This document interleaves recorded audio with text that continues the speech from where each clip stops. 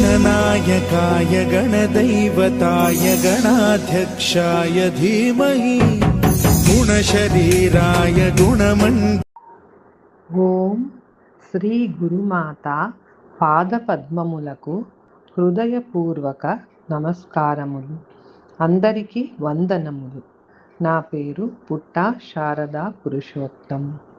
ఈరోజు వైశాఖ శుద్ధ పూర్ణిమ.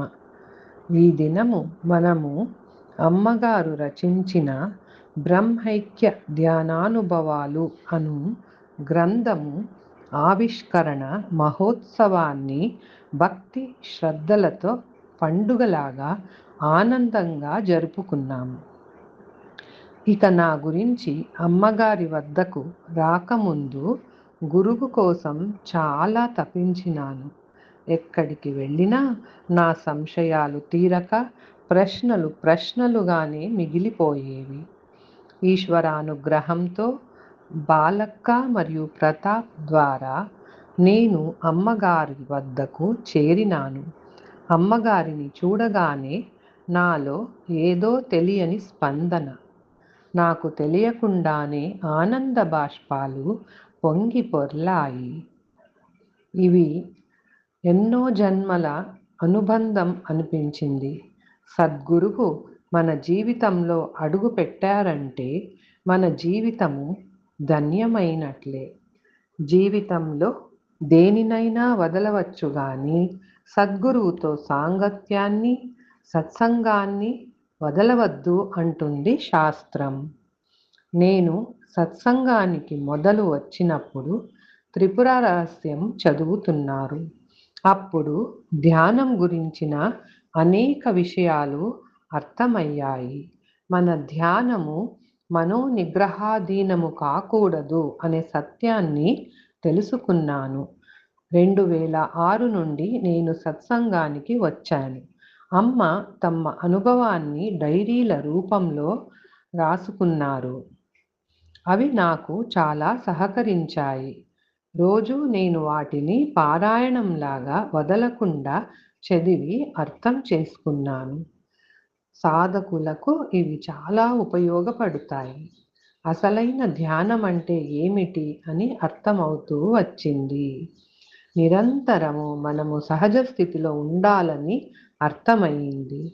సంసార బాధ్యతలు ఉన్నాయి కనుక క్షణిక సమాధి గురించి అమ్మ చెప్పగా దానిని అభ్యాసం చేసుకుంటూ వస్తున్నాను. ఎప్పటికైనా ఈ డైరీలను అన్నింటినీ గ్రంథ రూపం చేయాలమ్మా అని అమ్మతో అనేదాన్ని. ఇది నా కల, అమ్మగారి సంకల్పము కూడా. అమ్మగారి అనుగ్రహంతో ఈనాటికి నా కల నిజమైంది. ఇంత గొప్ప పని సత్సంగ సభ్యులందరి సహకారంతో జరిగినది. ఇది నాకు, మనందరికీ చాలా పవిత్రమైన సుదినము. మనము జీవితంలో ఆనందంగా ఉండాలంటే మరియు మన జీవితాన్ని సార్థకం చేసుకోవాలి అంటే ఏమి చేయాలి, ఎలా జీవించాలి అనేది ప్రస్థానత్రయంలో మన ఋషులు ఆచరించి అనుభవించి ఎంతో జ్ఞానాన్ని నిక్షిప్తం చేసినారు.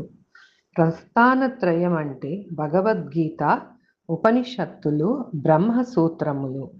వీటిలో ఏమైతే చెప్పబడిందో అదంతయు ఇప్పుడు అమ్మగారు రచించిన జీవ బ్రహ్మైక్య ధ్యానానుభవాలు అను ఈ గ్రంథములో అమ్మగారు నిక్షిప్తం చేసినారు. మొత్తం ప్రస్థానత్రయ సారాంశమంతయు మన అమ్మగారి బ్రహ్మైక్య ధ్యానానుభవాలు గ్రంథమందు ఉన్నది. అమ్మగారు సత్యజ్ఞాన ప్రబోధిని.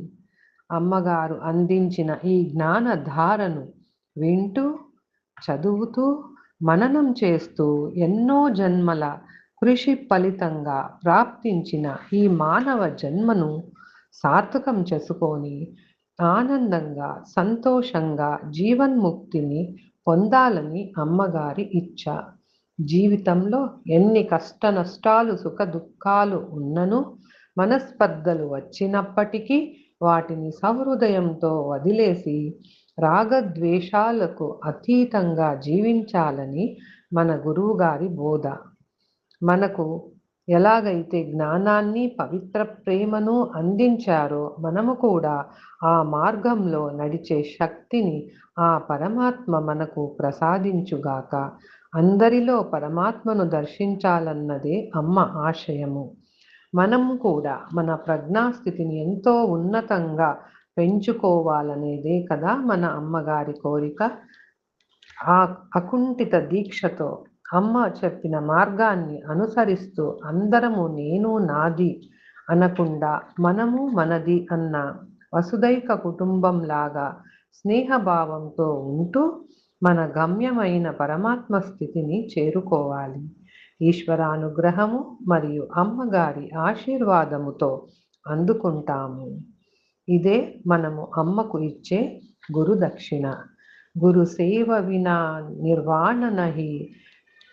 ఓం పూర్ణమదం పూర్ణమిదం పూర్ణాత్ పూర్ణముదచ్యతే పూర్ణస్య పూర్ణమాదాయ పూర్ణమేవావశిష్యతే.